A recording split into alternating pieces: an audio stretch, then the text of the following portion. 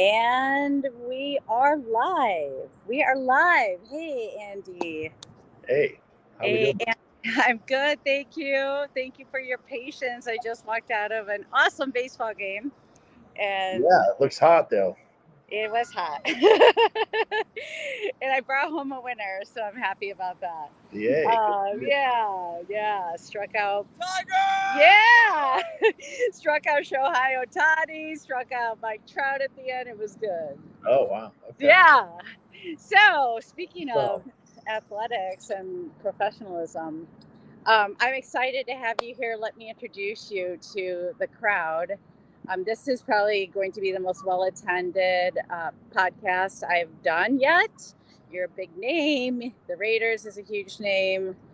yeah, And yeah, and I've never hated the Raiders. I like the team. So I'm really excited to have you. And I have to be honest, I was a little intimidated by you when I first found out you were an NFL Raider.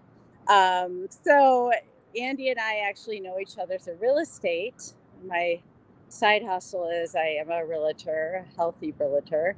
And Andy is one of the leaders in my brokerage, AARE. And so he's been a great mentor for me and coached me in real estate. And I also found out he was a Raider, so we have a lot in common. We like to talk about football. Sometimes when yeah, we're not talking about real estate. yeah. Uh, That was yeah. I've lived a lot of lives, and football was one of them. And was very thankful to be able to play for the Raiders, no less. My father, growing up, was a Raider fan, so I got a big dose full of the Raiders, and obviously after they won the Super Bowl and being drafted, it was quite an honor. So, I was happy to be a part of that group and participate in that legacy that is the Raiders. Absolutely. That I would love to know. Like, where did you go to college? I went to the University of Utah. I'm from San Diego, but I ended up going to Utah and was drafted out of there. So, Okay. Okay. And then, what round were you drafted?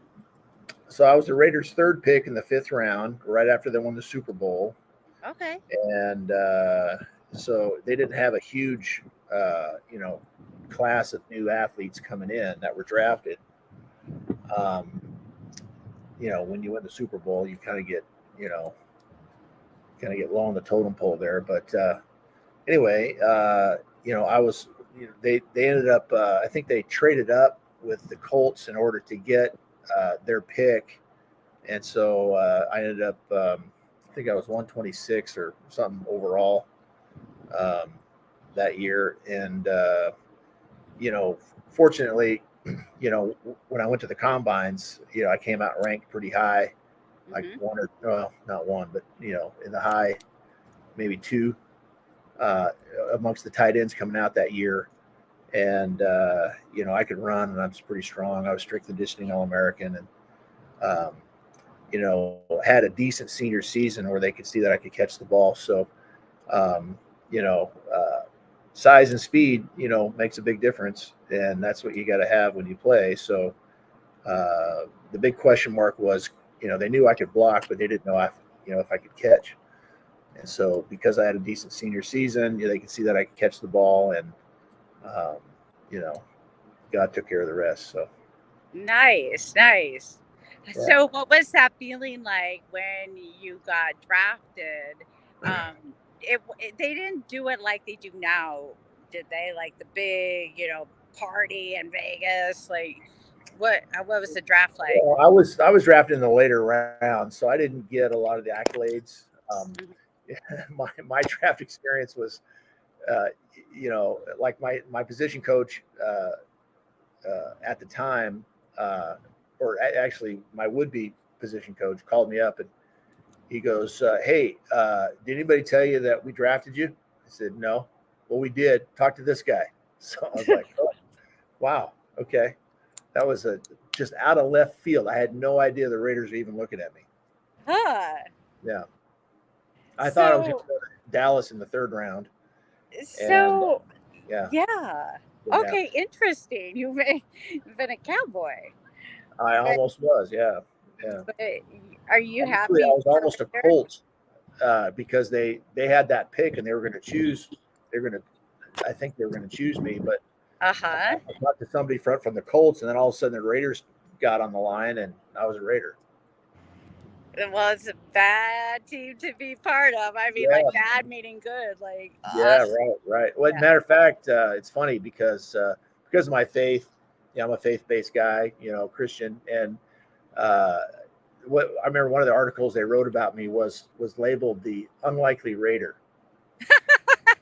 because of my faith, and I thought that was interesting, and if, a couple of my friends that I played with have written books since they played, and I was thinking maybe if I wrote a book, that's what I'd call it, the unlikely Raider. So That, I think you should. yeah, maybe I think you it was should. it's been quite the journey, I have to say. Yeah, because I started, so back a little bit of history about how I got started. I was very tall and very skinny Mhm. person, right? I was an ectomorph, if you want to get into body types. That's a skinny type person Mhm. by nature, or by genetics, and I wasn't very strong, right? So I was, this people that will know this isn't that much, but I was like 195 pounds. My bench was 240, which is not that much, but I could run. That was my saving grace. I could run, you know.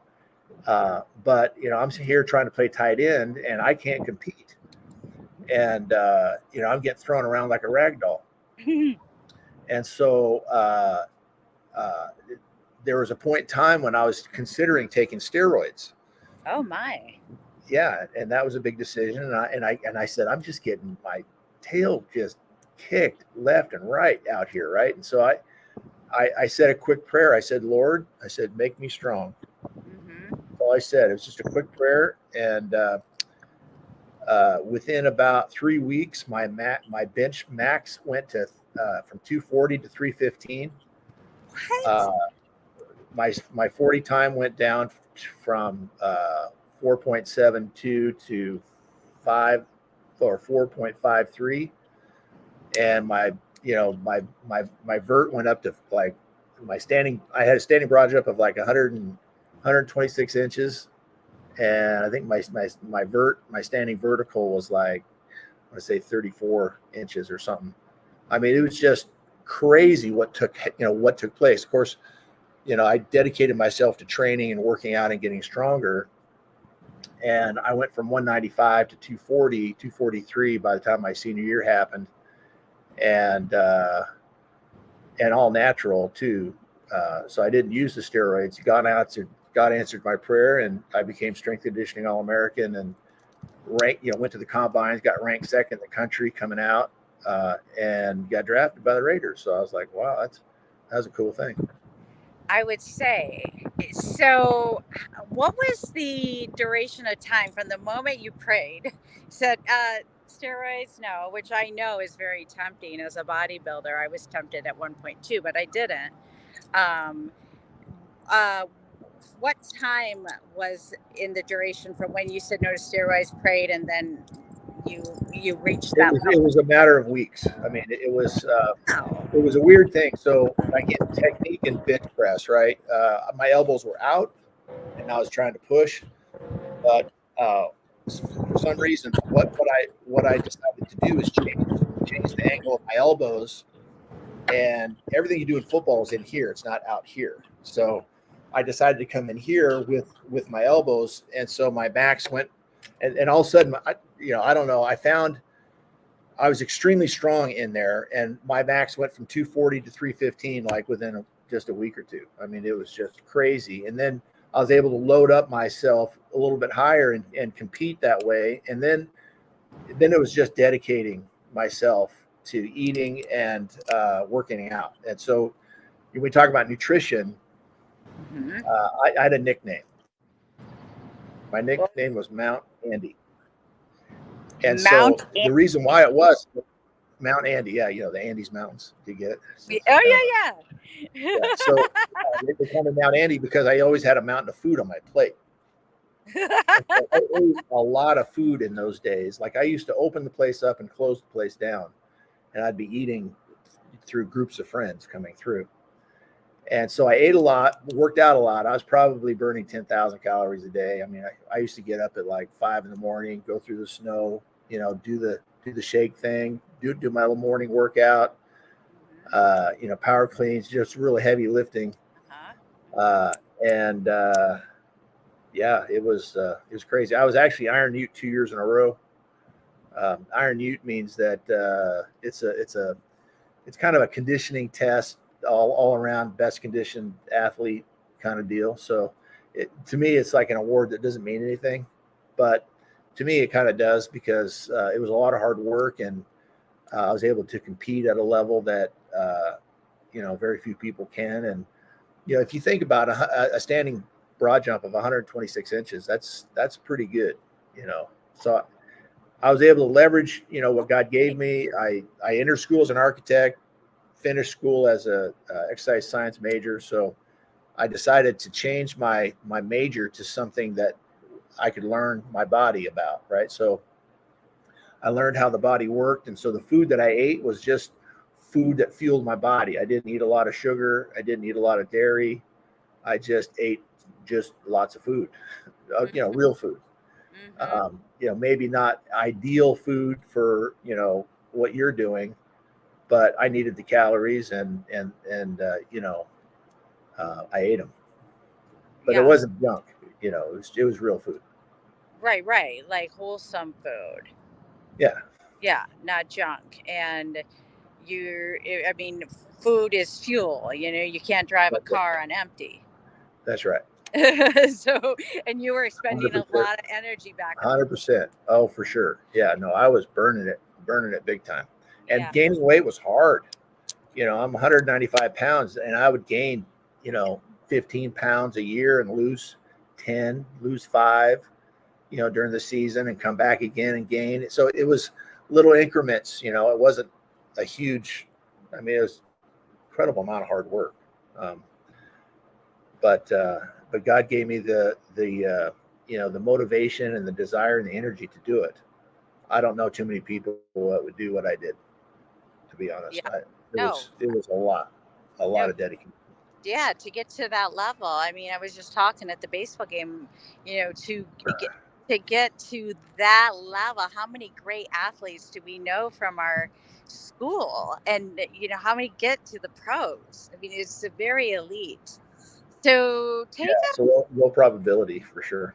for sure. So take us through, like, mentally, people that are listening, that may want to be to your caliber someday, or people that want to be to your caliber in their own profession. Tell me mentally, what do you think made you a winner? Wow, that's a good question. You know, uh, I have to think about that for a second. What made me a winner? I don't know if hard work makes you a winner. Dedication, consistency, persistence. All these things I think are good traits to have if you want to be successful in Mhm. life and in business. Mhm. Um, you have to kind of position yourself to for success. Um, but a lot of what I have was God given, and so it's not like I can genetically make me a certain height, or I'm Right. 6'5", I'm 6'5", and I could run, um, and that's I mean that's just it's like you're handed what you're given in life, right? God kind of makes you the way you are, and if you want to enhance that, you can, you know, um, and it I you know, I don't know, maybe it's dedication, maybe it's something else, but or maybe it's all the above, but So, yeah, I mean, I think it's like we're all given gifts. And then it's what we do with them and the dedication that we do. I mean, you could have been given this, but then not used it. squandering it. Right. Yeah. So, I could have been a big partier. I wasn't. Mm-hmm. I could have done a lot of things like taken a day off or not worked as hard. I Mm-hmm. stayed along and just kind of got by because that was the easy thing to do. But Right. the way I do real estate and anything else is I don't take the easy way out. I do the right thing. Right. So if you do the right thing, I think that you are rewarded. Mm-hmm. Yeah, you're right. Real estate takes a heck of a lot of discipline I mean, too. in real estate, I mean, and again, there's a lot of decisions. And ethics and integrity has a lot to do with it. Doing right by people, Mm-hmm. uh, has a lot to do with it. I remember when I was in college, uh, there was a lot of, college was hard. I mean, it was physically and mentally tough. It was tough because they played mental games with you. It was just, it is what it is. And so um, I remember a lot of players quitting. They just didn't like it. They didn't like the coach. Didn't like the situation. It was too hard for them. They quit. And I remember the coach said my senior season. He said at the beginning of the season, he goes, "If you commit to me, I will commit to you." And I thought, okay, that's good. And so I kept my mouth shut. I worked hard, and I think he honored his word because although I was, decent tight end, I didn't get many accolades. I didn't get, I wasn't, all that in a bag of chips. I was kind of that guy, right?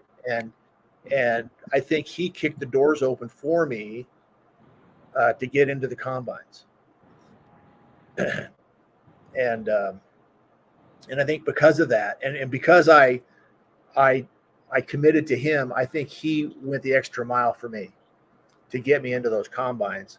And fortunately, I was prepared and did well, and God blessed it. And then after that, it was just like a locomotive. I couldn't get off. It was a wild ride for sure. Yeah. Yeah. I mean, like you've got your natural talent, but then when you are giving it your all, I mean, it's just Well, I mean, it's the you're classic definition of lucky, right?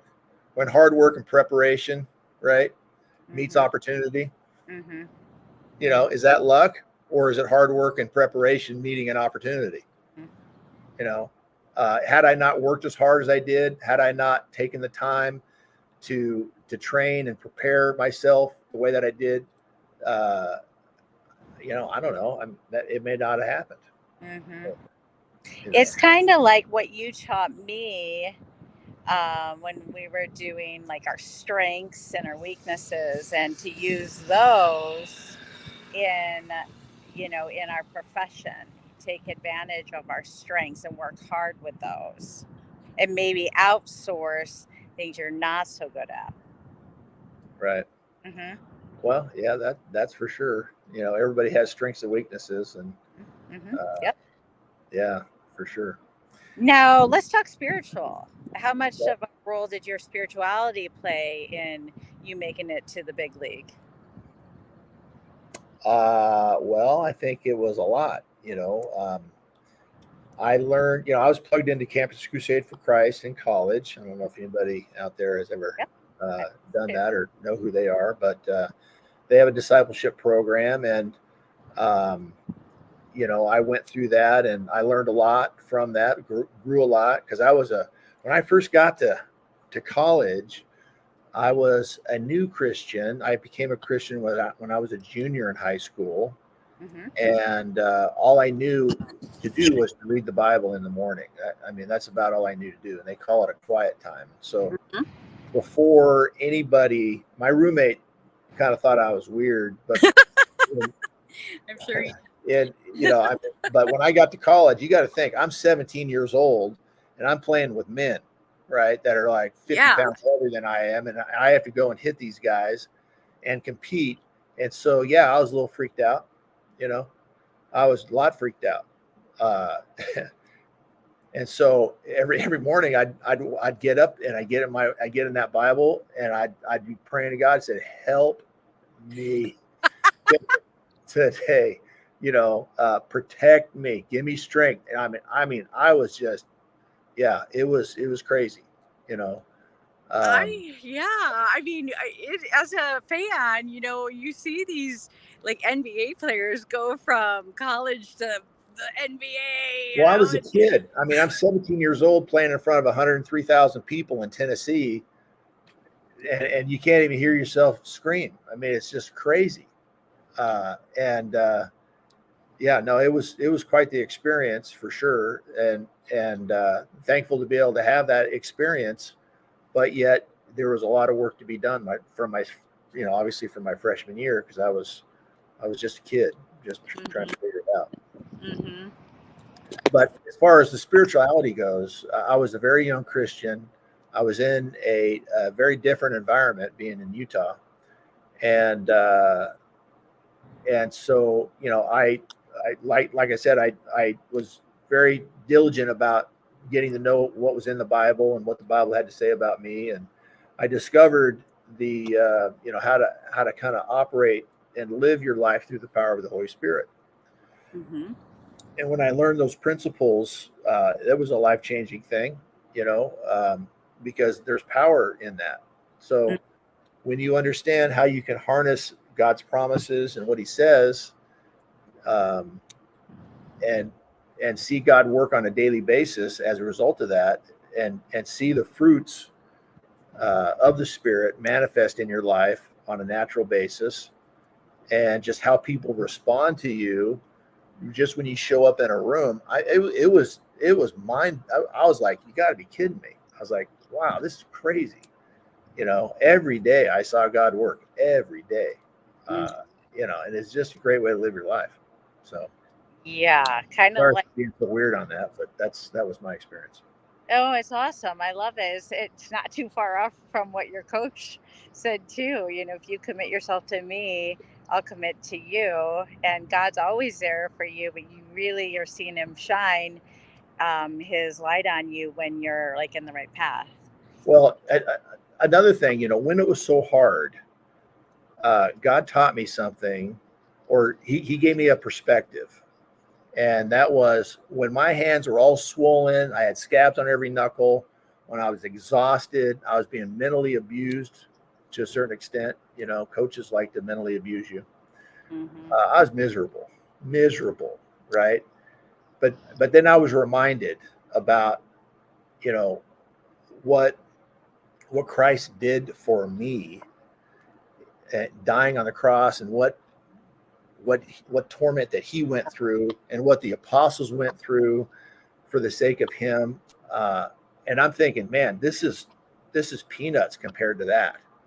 And if they can do that, then this is just a little bit of way that I can say I'm grateful and thankful for what they did for me, for what God did for me, for what Christ did for me. And so that became kind of almost like that sacrifice, that laying out of my body, almost became a form of worship, where where I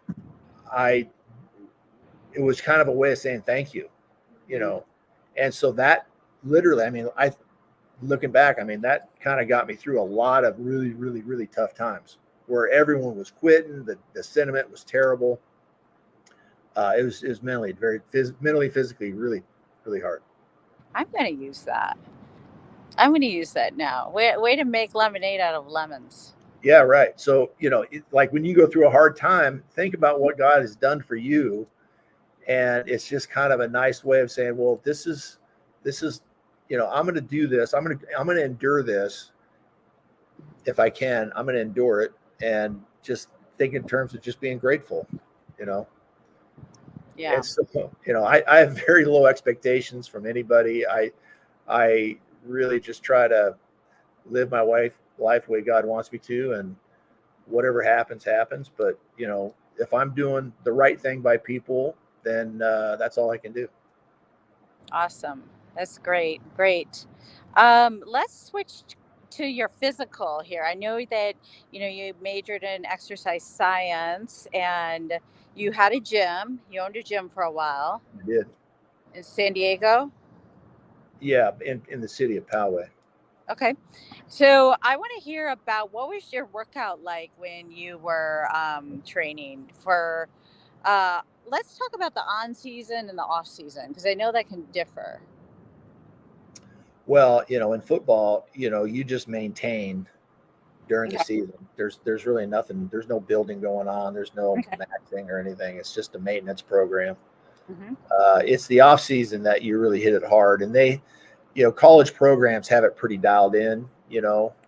Back in those days, it was a lot kind of the bigger, stronger, faster kind of things. Now it's more sophisticated, more plyometrics, more fast twitch development, um, and I don't want to say complicated, but it's more sophisticated for sure. Uh, you know, Okay. like like you know, I did a lot of sports performance training when I was, after football, and I did a lot of personal training too. But the sports performance training I preferred because it was geared around a specific result. Hmm. Increasing a person's size and speed, Hmm. their quickness. There is a thing called strength, but there's also power. And you want to have a you want to be strong, but you want a really good power ratio. So if you understand the difference, then you would get the idea that in football, it's not how much you can bench that makes you a good football player, right? It's how much power you have and how much power you can generate when you're on the football field to help you play football at a higher level. Hmm. A lot of people. I remember this one guy. He came in. He was this linebacker, coming in. He's a free agent, and he was strong, right? He wasn't that big, but he was strong, man. He could bench over 500 pounds, and he couldn't wait to get to the weight room to show off how strong he was, right? And that's all good. I mean, that's fine. You can be Yeah. strong, but on the football field, I buried him every time. I picked him up and I buried him. And I'm like, well, where's your 500-pound bench press now? So it's not. I mean, how strong you are doesn't make you a good football player, right? Your bench press does not make you a good football player, right? You lift weights, you train, you do all those things to enhance your ability to play football and prevent injuries and compete, but it doesn't make you a good football player. And I think a lot of people make that mistake in the sense that, well, I bench this and I squat this and I do all this stuff, and it's like, so what? Can you play Yeah. football? You Right. know, So where do you get that power from then, Andy? Like how, if it's not from weightlifting and stuff, where do you get it? Is it well, just no, I mean the power is general. Like for instance, power cleans, right? Is a pretty good power move. It's an explosive move, but there are plyometrics that you can implement now. There are isokinetic moves that fire the muscle fibers as quickly as you can through a specific range of motion. That's kind of set, but you apply the force to that range of motion, which fires those muscle fibers significantly better than a bench press. And a lot of times uh, the big part about sports performance is training at the speed of sport, Mhm. right? Uh, you never move this slow, right? In Right. football, doing a bench press, that doesn't happen, right? So it's a lot of explosive movements done with power, or have power attached to it. So isokinetics is a big deal when it comes to sports performance training, um, and just stuff like that. I love that too. And I think that is one um, idea people can learn from this is train for what you do, whatever that might be. What's your goal? Like, do you want to be good at playing soccer, on your, town league? Or do you want to look good? Like I know that from bodybuilding because our training was just to Well, look not good. It so when wasn't. it comes to training, knowledge is power, right? And so knowing how the body works helps. So my background and understanding how the body works and how energy is created and all that really helps. Mhm. It really helped me anyway. But nutrition is obviously 90% of results. I mean, you've got to put what you put in your mouth is a big deal, and then how you stimulate your muscles and your heart and lungs is the rest. And it just depends on what you're doing. If it's just for looks, it's just for looks, fine. If it's for performance, then that's kind of a different animal. It just kind of depends. But anyway, Well, let's talk about nutrition then.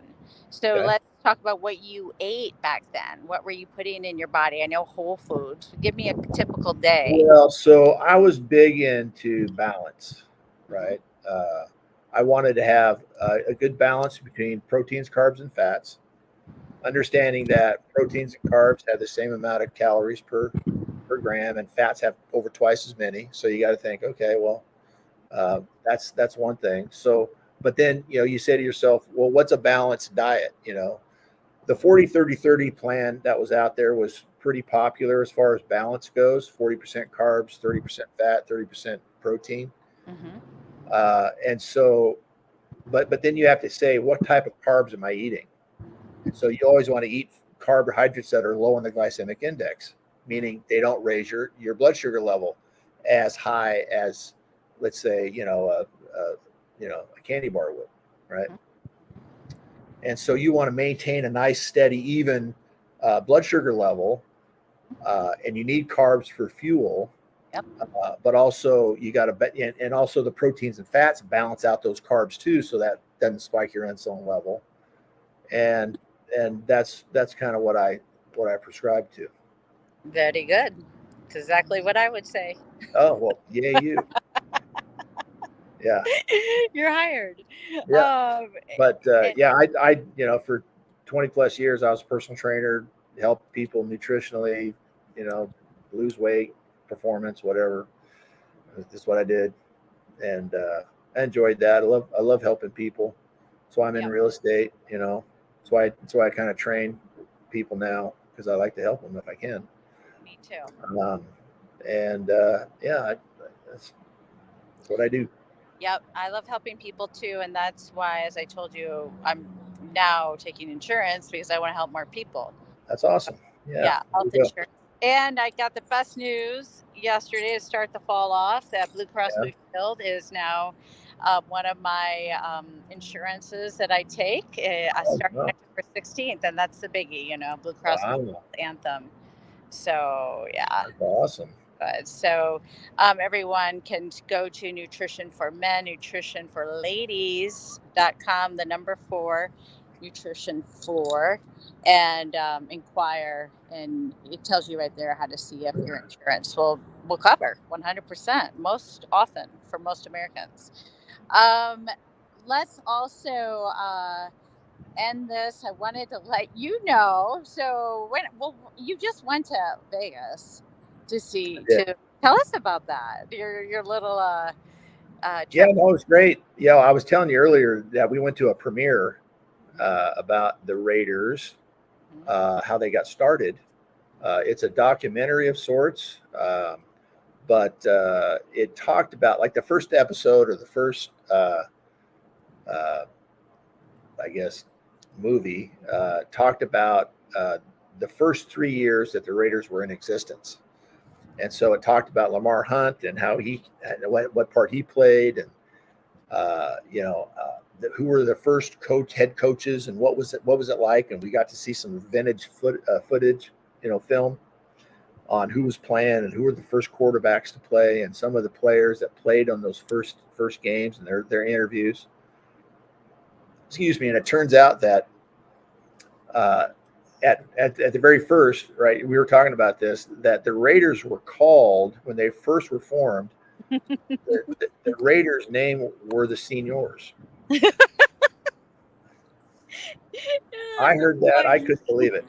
And yeah, that's a true story. They were called the Seniors. And so had they not have changed their name, I would be saying that I am a fighting senior.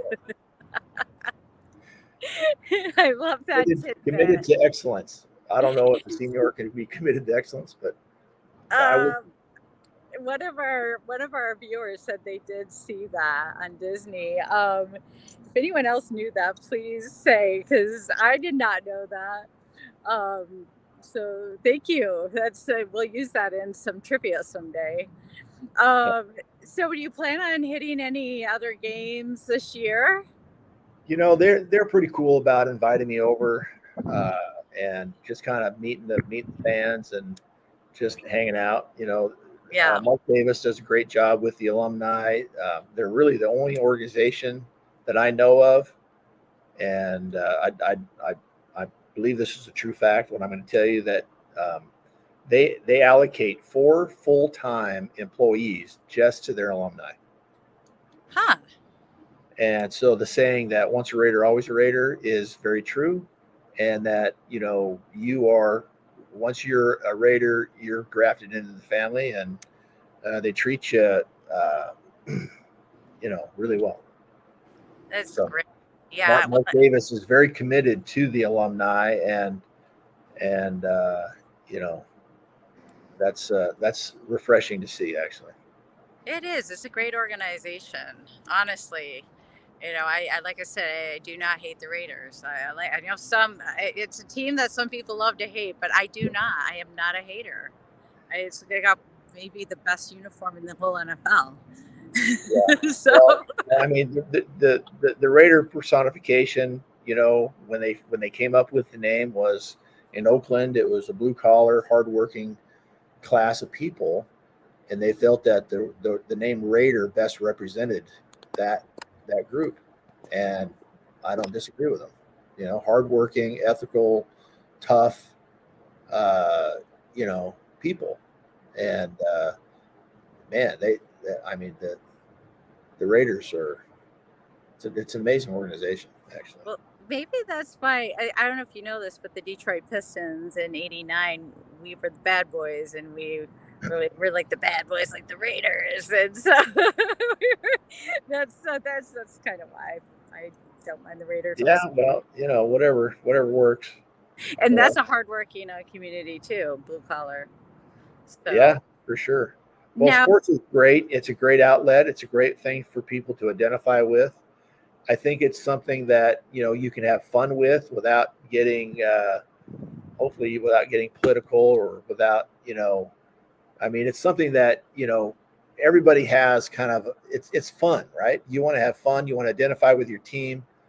If your team loses, you're sad. If your team wins, you're happy. Um, it's kind of a great thing. Sports is great. The thing you don't want is you don't want people to take it to the ninth level, because it's just not worth it. It's supposed to be fun. yes, absolutely. I agree with you. It's like we can have good fun. I've sitting there with the Angel fans, and they were giving Javier Baez a hard time when he was at the bat, but it's just all good fun, and they That's right. love it. That's right. So, speaking of, we are planning on a group. We have a great group of Raider fans and Charger fans actually getting together for the game December. Let's see here, 4th, I believe. Um, Sunday, and the Raiders are hosting the Chargers, so we got a big group going. Oh, Um, fun. yeah, so you are welcome to join us if you'd Oh, like to take this as your special invitation. well, thank you. I And appreciate that. yeah, we're staying at the Luxor. We've got a group of rooms reserved at a pretty good price. It's a very popular weekend because it's the rodeo weekend also, along with the Oh, Raiders game, and it's a huge okay. game being against the Chargers. So we've got prices locked in until tonight at pretty good rates. Okay. So I believe if you go to Nutrition for Men, we've got a Raiders link. I'm going to have it posted right here on our chat. Um, is nutritionformen.com/Las Vegas/Luxor. And it's really close to the stadium. So, yeah, we'd love to have people join us. It's going to be a fun, healthy, good time. And yeah, so you're welcome to join us, Well, thank or you. anybody. Yeah, just let us know by tonight, latest tomorrow, but no later. Because those rooms are going quick. It's such Yeah. a popular weekend. But any last parting words you'd like to share? Well, let me think. I don't know where you got that picture of me, but it looks like I just got, my bell rung. Uh, you know, my hair, my hair's not gray. I mean, I'm thinking that picture's got to be. I'm afraid to say how old that picture is, but I'm sorry. that was an eye opener for me. Thank you for that. I guess they should have asked you permission first, huh? No, that's okay. It's all right. Well, I think you're like a fine wine. You're getting better with age. Oh well, yes, thank you. Uh, Good. I'll go with that. Yeah, We'll it's build true. on that. Well, I didn't know you back then, but I do see you, and I do think you better with age. You still keep yourself healthy and fit. My suggestion to you and all other people that were athletes is, you got to keep limber, and that can be a challenge for all of us. We tend to want to go in the gym, burn the fat, make the muscle, but we don't take the time to stretch. And the Yeah. more you extend a muscle, the more range of movement you are getting. Yeah. More range of movement, the more muscle fibers you're going to be able to engage. You're ultimately getting stronger. So it does incorporate into your strength and the amount of muscle Yeah. definition. The best I learned this was I took up dance in the ripe age of 20, and just dancing, ballet, all that was a lot of stretching. My words of advice for all people is, do your workouts, 5 days a week, whatever, but I'd say take one day a week to do a yoga class. Restorative yoga is great. It's my favorite. I'll fall asleep in it sometimes. Just take one day to do like some kind of stretching, restorative class. Your body will thank you. And just even one day will make a difference. It'd be great if you could do it more, but I know we're all, so busy. But that would be my suggestion to do one day a week. Take a break from the hardcore Agreed. stuff. Hmm. Roger that. Yep. Um, Thank you so very much. I owe you. This was wonderful having you on your, like, Well, thanks for inviting me. It was an honor being here. I appreciate that. It's well, always an honor to chat with you, and thank you. it's an honor to know you. So, Thank you. um, Well, it's an honor to know you as well. yeah, well, it's all good. Thank you. Well, I look forward to catching up soon, and I'll let you know if any other fans have any questions for you. And I hope to have you again sometime. Sounds great. Thanks, Dorothy. You're welcome. Goodbye. Have a good night. All right. Bye bye. Bye.